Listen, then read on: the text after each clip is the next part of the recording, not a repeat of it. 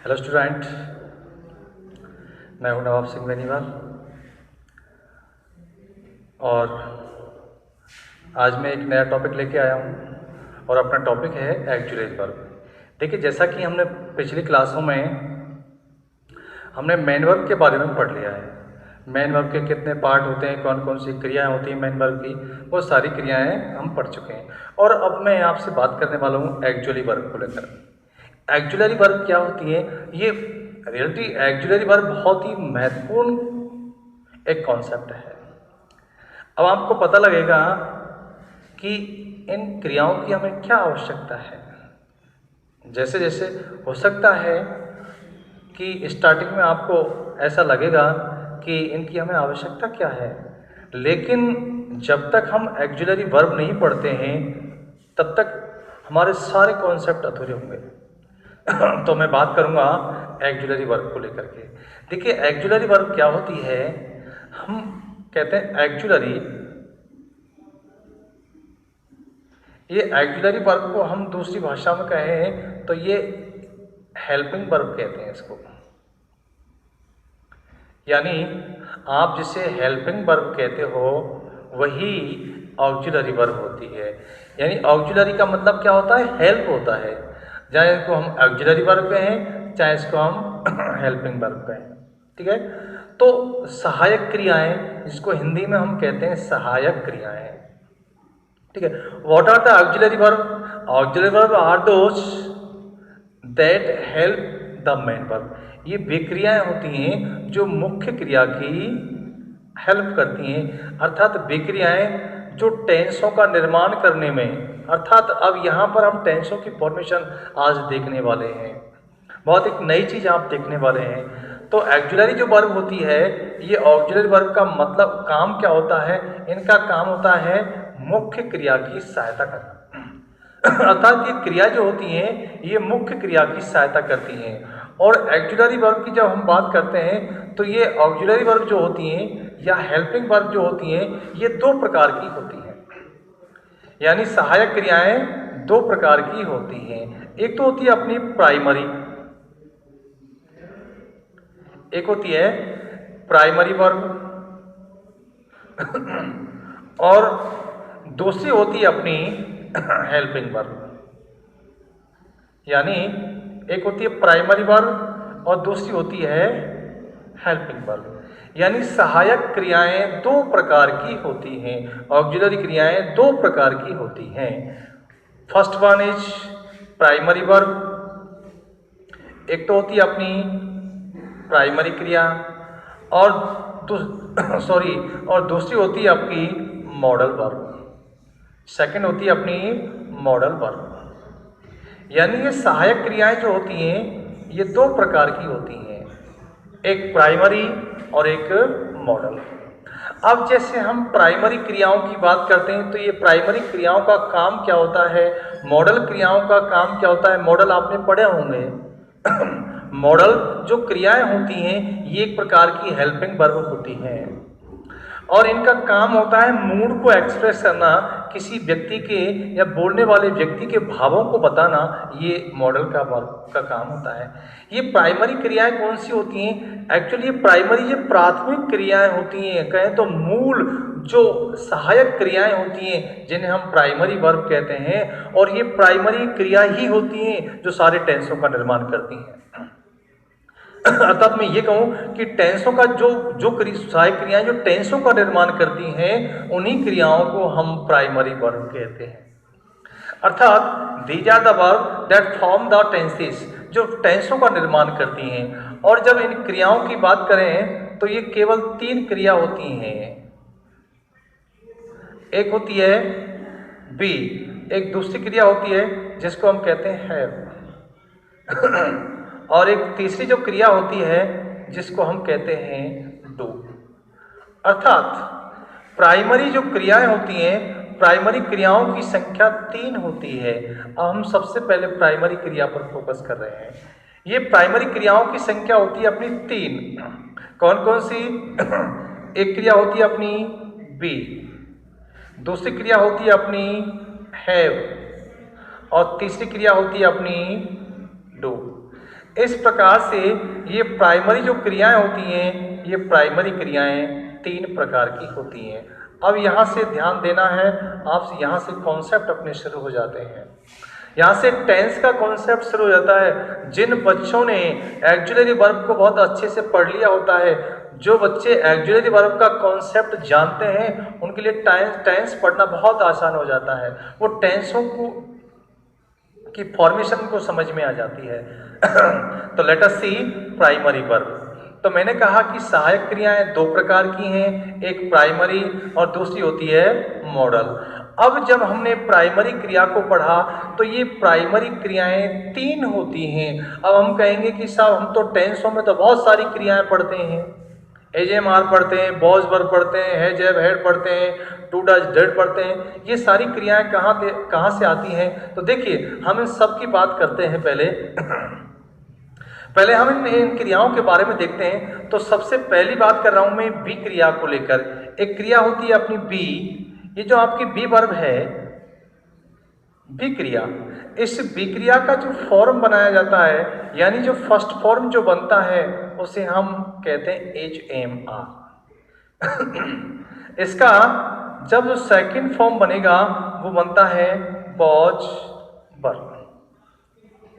इसी क्रिया का जब हम तीसरा फॉर्म बनाते हैं तो इसका तीसरा फॉर्म बनता है बीन। बात क्लियर हुई? अब इस हैव की बात करते हैं। तो हैव का जो प्रेजेंट फॉर्म बनता है, यानी पहला फॉर्म बनता है, वो हैज या हैव पड़ेगा। इसका जो सेकंड फॉर्म बनेगा वो हैड बनता है, और इसका थर्ड फॉर्म भी हैड ही रहता है। इसके हम बात करते हैं अगली क्रिया की, और अगली क्रिया होती है आपकी डू। डू का जो पहला फॉर्म होता है वो डू ही होता है, यही इसका बेस फॉर्म होता है। और सिंपल प्रेजेंट में जब हम पढ़ते हैं कि जब कर्ता सिंगुलर नंबर का होता है तो क्रिया भी सिंगुलर नंबर की लग जाती है। तो जब क्रिया सिंगुलर नंबर की होगी तो उसमें ES जुड़ जाएगा, यानी डू के अंदर ES जुड़ जाता है तो वो डज बन जाता है। इसका जो सेकंड फॉर्म बनता है वो डिड बनता है, और इसका थर्ड फॉर्म जो बनता है वो डन बनता है। इस प्रकार से ये जो प्राइमरी क्रियाएं होती हैं, ये प्राइमरी क्रियाओं की संख्या केवल 3 होती है। यानी जो प्राइमरी क्रियाएं हैं हमारी, उन प्राइमरी क्रियाओं की संख्या कितनी है? वो प्राइमरी क्रियाओं की संख्या होती है 3। अब ये आपकी रूट फॉर्म है, मूल फॉर्म है, जिनको हम कहते हैं बेस फॉर्म। तो बी क्रिया का जो बेस फॉर्म है उसे कहते हैं हम बी। हैव का जो बेस फॉर्म होता है वो हैव होता है, डू का बेस फॉर्म डू ही होता है। ठीक है। इस बी क्रिया का जब फर्स्ट फॉर्म बनाया जाएगा तो HMR बनेगा, सेकंड फॉर्म जब बनाएंगे तो बॉज वर्ब बनता है, ठीक है, और थर्ड फॉर्म बनाते हैं तो बीन बनता है। ऐसे ही हैव का जब फर्स्ट फॉर्म बनाया जाता है तो हैज हैव बनेगा, इसका जो सेकंड फॉर्म बनता है वो हेड बनता है, और इसका थर्ड फॉर्म बनता है वो भी हेड ही रहता है। अब देखिए फिर डू की बात करें तो डू का फर्स्ट फॉर्म डू या डज होगा, सेकंड डिड होगा, थर्ड डन होगा। अब थोड़ा सा मैं आपको अलग कॉन्सेप्ट की ओर लेके चलता हूं। देखिए हम इस फॉर्म की जब बात करते हैं कि फॉर्म, जो आपका क्रिया का जो फॉर्म होता है, ये फॉर्म क्या करता है? क्रिया के फॉर्म का काम क्या होता है? ये क्रिया का जो फॉर्म होता है, एक्चुअली मैं ये कह दूं कि जो हमारा टेंस होता है, टेंस का मतलब ही होता है फॉर्म ऑफ वर्ब। यानी टेंस किस बात का प्रतीक होता है? टेंस कहां से पता लगता है? तो फॉर्म ऑफ वर्ब होता है। यानी टेंस की जो डेफिनेशन होती है वो क्रिया का रूप होता है। अब क्रिया का रूप कैसे होता है? मान लो कहीं पर क्रिया की फर्स्ट फॉर्म दे रखी है तो वहां जो टेंस होगा वो प्रेजेंट होगा। यानी प्रेजेंट टेंस, केवल प्रेजेंट बनाने के लिए हमें क्रिया की पहली फॉर्म की आवश्यकता होती है, ठीक है। और क्रिया का सेकंड फॉर्म जो होता है वो पास्ट को इंडिकेट करता है, ये पास्ट का फॉर्म है। यानी जहां पर क्रिया की सेकंड फॉर्म आ रही होगी वो पास्ट होगा, केवल और केवल पास्ट होगा। यहां पर क्रिया की तीसरी फॉर्म दी गई होगी वो परफेक्ट टेंस को इंडिकेट करेगा, और जहां पर क्रिया की आईएनजी फॉर्म होगी वो कंटिन्यूअस टेंस को इंडिकेट करेगा। यानी ये आपकी फॉर्म होती हैं। जो आप 3 फॉर्म पढ़ते हैं, जो आप 4 फॉर्म पढ़ते हैं, उनको हमने कहा कि first form, second form, third form या आईएनजी फॉर्म। यदि इनका मैं जो नाम दे दूं, इनको हम इस प्रकार से पढ़ लें कि फर्स्ट फॉर्म का नाम जो होता है वो प्रेजेंट होता है, सेकंड फॉर्म का नाम पास्ट होता है, थर्ड फॉर्म का नाम परफेक्ट होता है, और आईएनजी जो फॉर्म होता है उसका नाम हमने रख दिया कंटिन्यूअस। ठीक है। अब देखिए, अब हम जैसे बात कर रहे थे पिछली क्लास में, आपको ध्यान होगा मैंने आपसे बात की थी कि क्रिया की जो फर्स्ट फॉर्म होती है, और क्रिया की फर्स्ट फॉर्म को हम बेयर इन्फिनेटिव कहते हैं। ध्यान होगा, क्रिया की जो पहली फॉर्म होती है उसे हम बेयर इन्फिनेटिव कहते हैं। ठीक है। अब यहां पर एक क्रिया की पहली फॉर्म होती है जिसको तो हमने कह दिया बेयर इन्फिनेटिव, और दूसरी जो क्रिया की फॉर्म हो रही है, पहली फॉर्म है, उसको प्रेजेंट भी कह रहे हैं। यानी क्रिया का पहला फॉर्म जो होता है वो 2 चीजों को व्यक्त कर रहा है। कौन कौन सी?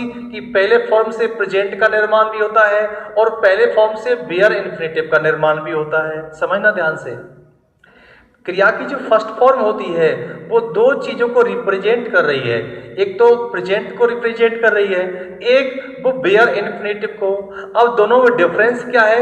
जब ये क्रिया का पहला फॉर्म प्रेजेंट को रिप्रेजेंट करेगा तो ये जो क्रिया होगी वो फाइनाइट वर्ब होगी, टेंस की क्रिया है, क्योंकि टेंस बता रही है। लेकिन यदि इस क्रिया ने बेयर इन्फिनेटिव का काम किया है तो ये क्रिया कैसी होगी? नॉन फाइनाइट की होगी, मतलब इसमें कोई टेंस नहीं होगा। तो मैं ये कह सकता हूं कि ये जो क्रिया होती है, क्रिया की पहली फॉर्म, अब देखिए जैसे इस प्राइमरी क्रिया के संदर्भ में हम बात करते हैं, तो जैसे ये बी क्रिया है, और इस बी क्रिया का ये कौन सा फॉर्म है? जैसे मैंने कहा एजेएमआर फर्स्ट फॉर्म हो गया, बॉजवर्थ सेकंड फॉर्म हो गया, बीन फर्स्ट थर्ड फॉर्म हो गया। तो ये जो बी है ये भी तो फर्स्ट फॉर्म ही है, ये बेस फॉर्म है उसका, ये भी तो अपना मूल फॉर्म है जिसको हम कहते हैं बेस फॉर्म। मूल फॉर्म हो गया। जैसे हैव है, हैव का जो फर्स्ट फॉर्म होता है वो हैज है बनता है, तो ये कौन सा फॉर्म है? ये भी तो फर्स्ट है। तो देखो बेटा, ये तो है अपना बेस फॉर्म, ठीक है, और ये होता है अपना फर्स्ट फॉर्म। अब फर्स्ट फॉर्म का मतलब मैं इसको दूसरी भाषा में कहूं तो ये आपका प्रेजेंट फॉर्म है। ठीक है। अब फर्स्ट फॉर्म तो बेयर इन्फिनेटिव भी होता है, लेकिन जो एजेएमआर की बात की जा रही है, ये एजेएमआर बेयर इन्फिनेटिव नहीं होता, ये प्रेजेंट फॉर्म होता है। तो फिर इस बी क्रिया का बेयर इन्फिनेटिव क्या होता है? Bare infinitive be first form होता है। इस बी क्रिया का जो बेयर इन्फिनेटिव बनेगा वो तो बी होगा, इसका जो प्रेजेंट फॉर्म बनेगा वो होगा आपका एजेएमआर। समझ में आई बात? मैं ये कह रहा हूं कि इस बी क्रिया का यदि हम बेयर इन्फिनेटिव फॉर्म की बात करते हैं तो इसका बेयर इन्फिनेटिव फॉर्म तो बनेगा बी, और यदि हम इसके प्रेजेंट फॉर्म की बात करेंगे तो इसका प्रेजेंट फॉर्म बनेगा एजेएमआर। ऐसे ही हैव का जो बेयर इन्फिनेटिव फॉर्म है वो बेयर इन्फिनेटिव फॉर्म तो होता है ये, जो उसका बेस फॉर्म होता है, और उसका जो फर्स्ट फॉर्म यानी प्रेजेंट फॉर्म जो है वो होगा हैज है। ऐसे ही डू जो होगा ये बेयर बेस फॉर्म है यानी बेयर इन्फिनेटिव फॉर्म है, और ये इसका फर्स्ट फॉर्म होता है। यहां तक की बात समझ में आई?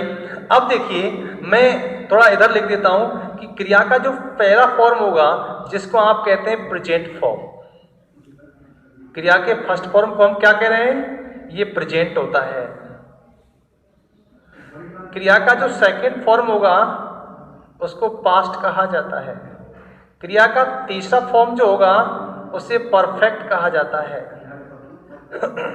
और क्रिया का जो आईएनजी फॉर्म होगा इसे कंटिन्यूअस कहा जाएगा। अब कॉन्सेप्ट समझना अब यहां से बड़ा महत्वपूर्ण सा कॉन्सेप्ट आएगा।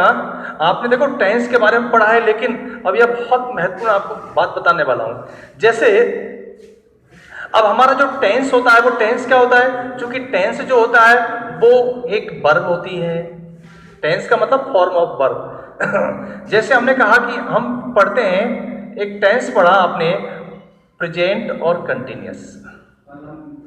आपने टेंस पढ़ा प्रेजेंट और कंटिन्यूस। जैसे आपने प्रेजेंट कंटिन्यूस पढ़ा तो आपको पता है कि प्रेजेंट का मतलब क्या होता है कि जब प्रेजेंट होगा वहां पर क्रिया की पहली फॉर्म आएगी। हम कह रहे हैं कि प्रेजेंट का मतलब क्रिया की पहली फॉर्म होगी। और जब कंटिन्यूस आपने पढ़ा तो बताइए कंटिन्यूस कौन सी क्रिया से बनेगा?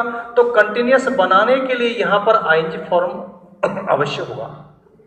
क्लियर?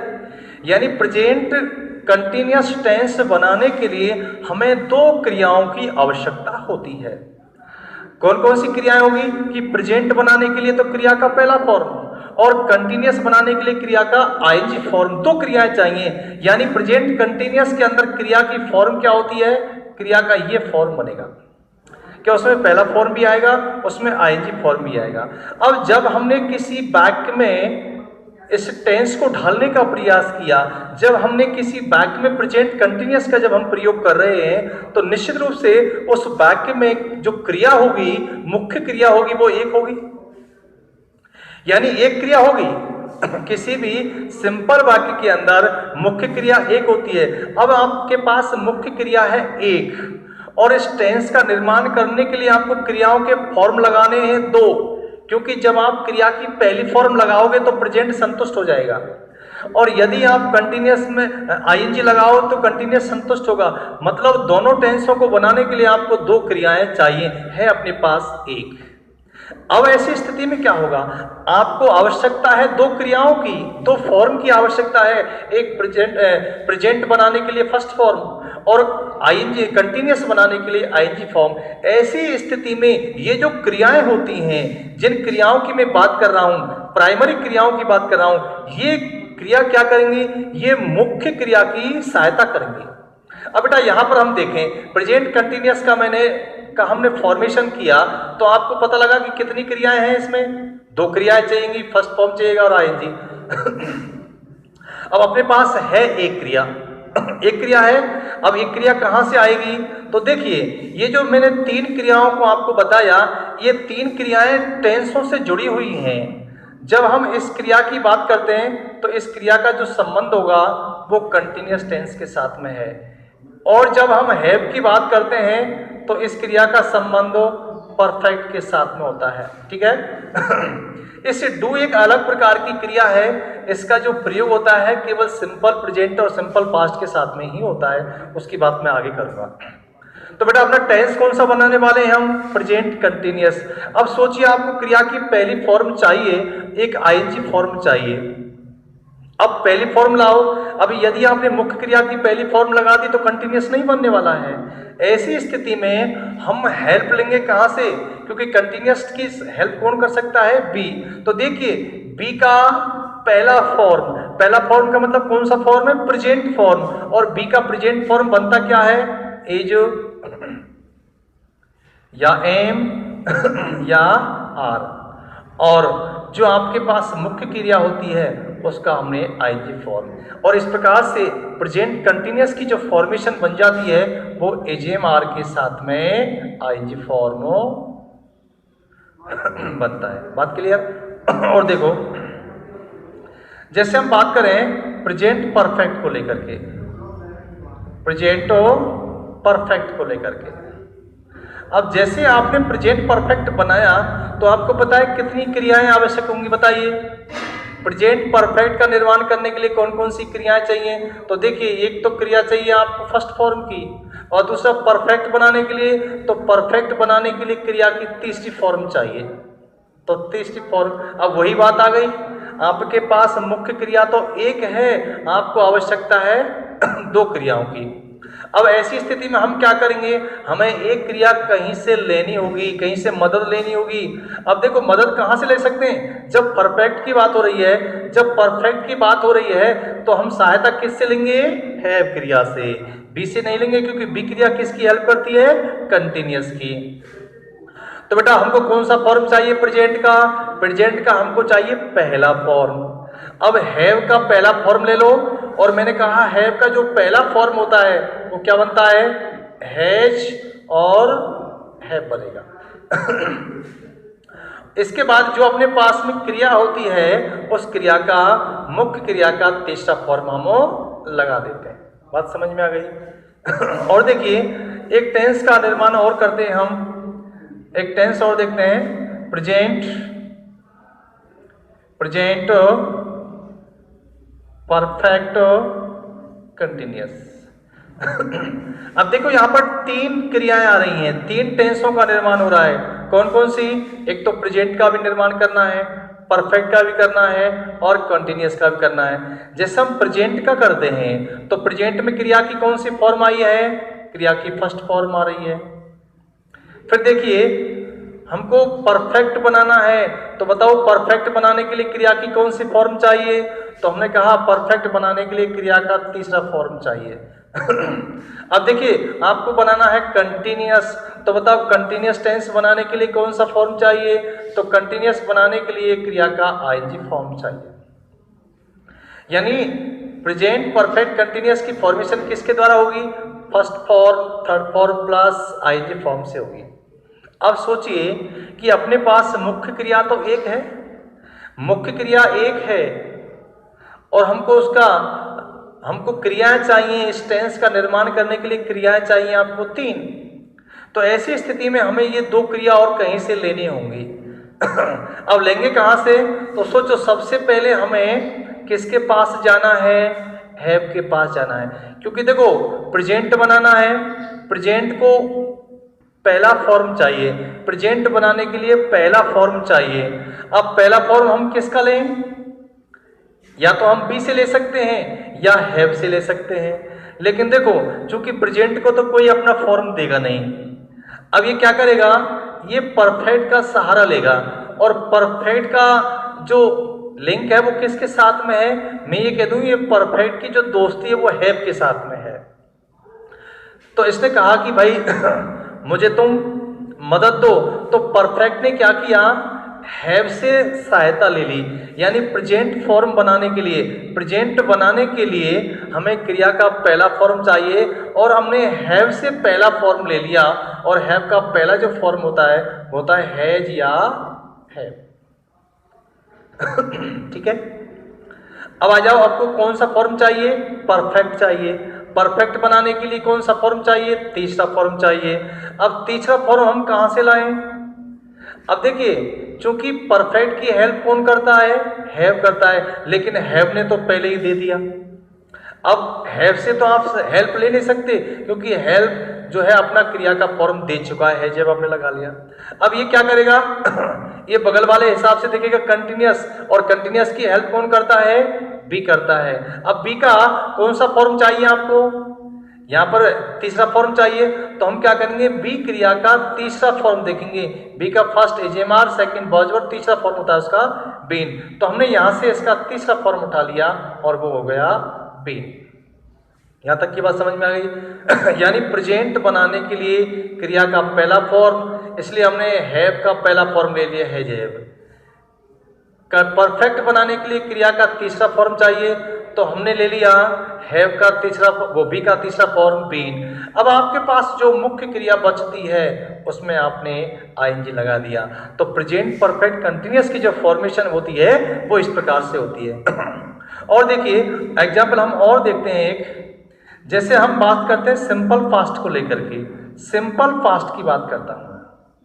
जो सिंपल फास्ट होता है इसका मतलब अकेला फास्ट है, इसके साथ में किसी अन्य टेंस का कोई कॉम्बिनेशन नहीं है।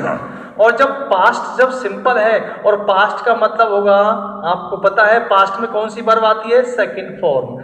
तो जब पास्ट सिंपल हम पढ़ते हैं तो क्रिया का सेकंड फॉर्म पढ़ते हैं। अब इसके साथ में कोई दूसरा टेंस नहीं है। अब यदि मैं पास्ट के साथ में दूसरा टेंस और जोड़ दूं, जैसे मैं पास्ट के साथ में एक टेंस और जोड़ देता हूं कंटिन्यूअस। अब जैसे ही हमने पास्ट के साथ में कंटिन्यूअस जोड़ा तो आपको पता है कि पास्ट बनाने के लिए क्रिया की सेकंड फॉर्म और कंटिन्यूअस बनाने के लिए क्रिया की आईएनजी फॉर्म आएगी। अब अपने पास क्रिया हो गई, क्रियाएं चाहिए आपको दो और अपने पास में है मुख्य क्रिया एक। जब आपके पास में एक मुख्य क्रिया है तो हमें क्या करना है? कहीं से एक क्रिया तो लेनी पड़ेगी। अब एक क्रिया जब लेनी पड़ेगी, जब कंटिन्यूअस की बात है तो कंटिन्यूअस की हेल्प तो बी कर देगा। तो हमें फॉर्म कौन सा चाहिए? सेकंड फॉर्म चाहिए। तो हम क्या करेंगे, इस बी क्रिया का सेकंड फॉर्म ले लेते हैं और सेकंड फॉर्म बनता है इसका वॉच या वर। बात क्लियर है? अब अपने पास जो फॉर्म बचता है, मेन वर्ब जो बचती है, उसका हम आईएनजी फॉर्म, और इस प्रकार से जब पास्ट कंटिन्यूअस की फॉर्मेशन होती है तो वॉज वर्ब के साथ में आईएनजी फॉर्म आता है। फिर हम बात करते हैं अगली और एक टेंस। देखिए अगला टेंस आप पढ़ते हैं एक पास्ट परफेक्ट के रूप में।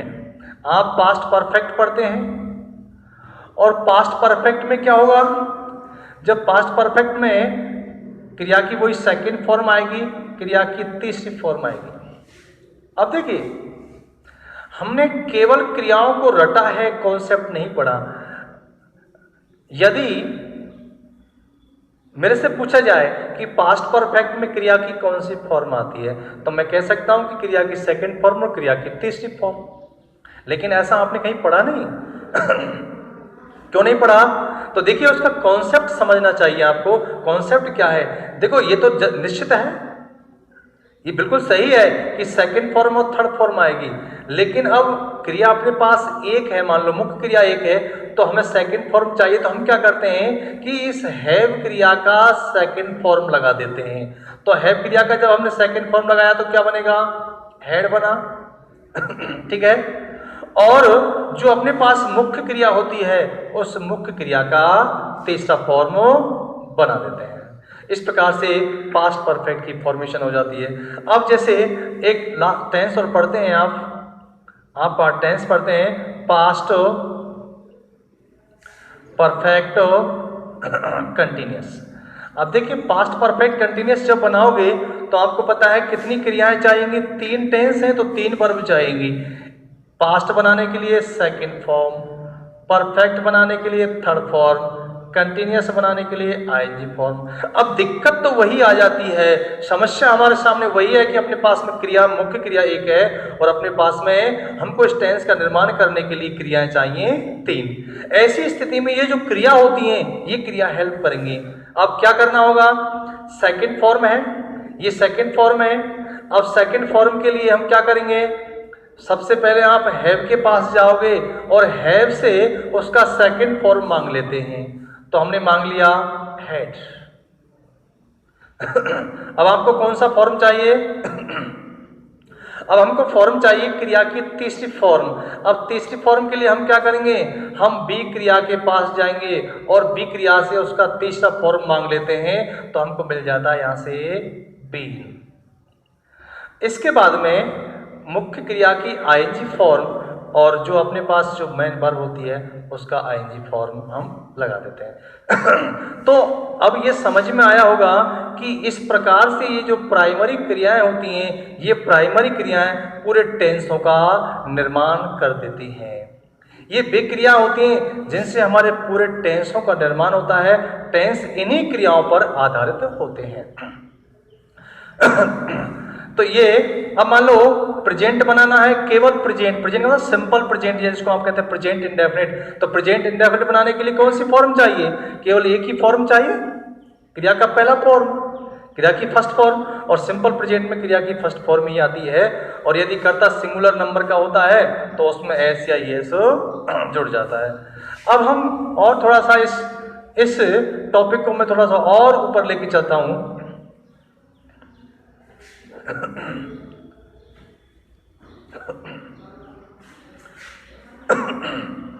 तो हम थोड़ा से उसको और थोड़ा एडवांस करते हैं। तो बेटा जैसे हम टेंस की बात कर रहा हूं मैं, तो टेंस जब हम पढ़ते हैं तो हमने अब तक ये पढ़ा कि टेंस 3 प्रकार का होता है, ठीक है, प्रेजेंट, पास्ट और फ्यूचर। लेकिन एक्चुअली देखा जाए अब आपको समझ में आएगा कि टेंस 2 ही प्रकार का होता है और फ्यूचर एक टेंस नहीं होता है। अब देखो फ्यूचर टेंस नहीं होता है लेकिन फ्यूचर को हम पढ़ते हैं। अब इस फ्यूचर की फॉर्मेशन कैसे होती है? तो देखिए फॉर्मेशन ऑफ फ्यूचर, इन क्रियाओं का क्या रोल होता है? फॉर्मेशन ऑफ फ्यूचर टेंस, यानी फ्यूचर टेंस निर्माण करने में इन क्रियाओं की क्या भूमिका होती है। अभी तक तो आपने देखा था कि प्रेजेंट और पास्ट टेंस का निर्माण करने में इन क्रियाओं ने किस प्रकार से अपनी भूमिका निभाई है। अब एक्चुअली फ्यूचर जब आप निर्माण करते हैं, यानी फ्यूचर की जब बात करता हूं मैं, फ्यूचर फ्यूचर का मतलब क्या होता है? देखो, फ्यूचर जो होता है वो एक भविष्य की संभावना होती है, एक पॉसिबिलिटी होती है, और इसीलिए इसके अंदर मॉडल काम में लिया जाता है। फ्यूचर को मैं कहूंगा तो फ्यूचर का मतलब होगा सेल और बिल। जहां फ्यूचर होगा वहां सेल बिल दो, ये दोनों मॉडल आएंगे। अब ये सेल बिल आएंगे तो आपने पढ़ा कि मॉडल, जहां पर मॉडल आ जाता है तो मॉडल की विशेषता क्या होती है कि मॉडल के बाद आने वाली क्रिया हमेशा बेयर इन्फिनेटिव की होती है। तो बेटा आप मुझे बताइएगा कि यहाँ ये जो वर्ब आएगी, सेल बिल के बाद जो वर्ब आएगी, मैंने लिखा है क्रिया की पहली फॉर्म, ये कौन सी पहली फॉर्म है? अब मैंने आपको पहली फॉर्म अभी समझाई थी कि पहली फॉर्म दो प्रकार का काम करेगी। कौन सा? एक क्रिया का पहला फॉर्म होता है जिसको आप बेयर इन्फिनेटिव भी कहते हैं।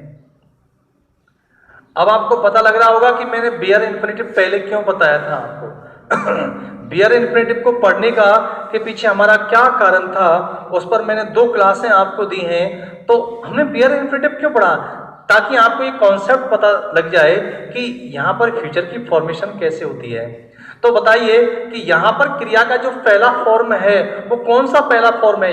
ये प्रेजेंट वाला पहला फॉर्म है या बेयर इन्फिनेटिव वाला पहला फॉर्म आएगा? तो हमने कहा कि मॉडल एक ऐसी क्रिया होती है, मॉडल ऐसी क्रिया होती है जिसके बाद हमेशा वर्ब जो आएगी वो बेयर इन्फिनेटिव की आती है। तो क्लियर आ गई समझ में? अब जब आप सिंपल फ्यूचर का निर्माण करेंगे, यानी फ्यूचर इंडेफिनिट का निर्माण करेंगे, फ्यूचर इंडेफिनिट या फ्यूचर सिंपल भी कहूं मैं इसको, तो आपको पता होगा कि इसके अंदर क्रिया कौन सी आएगी? सेल और बिल आएंगे। और जब सेल और बिल आएंगे तो निश्चित रूप से क्रिया की फर्स्ट फॉर्म आएगी, और यही फ्यूचर इंडेफिनिट में फॉर्म आता है। अब देखो, अब थोड़ा और समझो। मान लो हमको टेंस बनाना है फ्यूचर कंटिन्यूअस। अब फ्यूचर कंटिन्यूअस जब बनेगा तो वो कैसे बनेगा? केवल जब फ्यूचर जब बनाएंगे तो फ्यूचर बनाने के लिए आपको क्या चाहिए? फ्यूचर बनाने के लिए सेल और बिल चाहिए, और सेल बिल जब आ जाएगा तो क्रिया की पहली फॉर्म तो जरूर आएगी। ठीक है, तो केवल फ्यूचर का निर्माण करने के लिए, केवल फ्यूचर बनाने के लिए shall will plus first form. अब आगे जब कंटिन्यूअस बनाओगे तो कंटिन्यूअस बनाने के लिए कौन सी फॉर्म चाहिएगी? I N G form. ये बात समझ में आ गई? फ्यूचर कंटिन्यूअस का निर्माण करने के लिए हमें shall will plus first form चाहिए, कंटिन्यूअस का निर्माण करने के लिए आईएनजी फॉर्म चाहिए। अब देखो सेल बिल तो आपको मिल जाता है मॉडल के तहत, जब मॉडल आप पढ़ेंगे तो वहां आपको पता लग जाएगा। तो सेल बिल तो आपने ले लिया, ये सेल बिल आपको मॉडल से मिल गया। अब आपको क्रिया का पहला फॉर्म चाहिए। कौन सा फॉर्म चाहिए? पहला फॉर्म चाहिए। अब पहला फॉर्म कहां से लेंगे? तो चूंकि कंटिन्यूअस की बात हो रही है तो बी के पास जाएंगे, तो बी क्रिया का पहला फॉर्म। लेकिन ध्यान रखना है, मैं पहले फॉर्म की बात नहीं कर रहा हूं, पहला फॉर्म 2 है। पहला फॉर्म प्रेजेंट भी होता है और पहला फॉर्म बेयर इन्फिनेटिव भी होता है। तो बताओ ये कौन सा पहला फॉर्म है?